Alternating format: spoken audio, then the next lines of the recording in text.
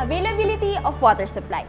Sa data updating, inaalam din natin ang pinagkukunan ng tubig ng paaralan. Ang isang paaralan ay maaaring magkaroon ng higit sa isang water source. Tsetsekan lamang natin kung alin sa mga sumusunod na kategorya ang naaangkop. Local piped water o tubig mula sa local distributor, water well, deep well o balon, rainwater catchment o galing sa inipong tubig ulan, natural source tulad ng batis at bukal, o walang mapagkukunan ng tubig ang paaralan. Kailangang tukuyin kung magkano ang average na monthly water bill o gastos para sa maintenance nito. Kailangan din tukuyin kung saan kinukuha ang pambayad para rito.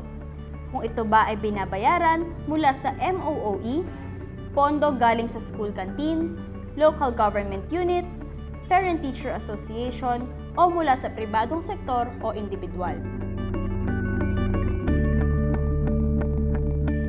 Pagkatapos alamin ang pinagkukunan ng tubig, aalamin naman ang pinagkukunan ng kuryente ng paaralan.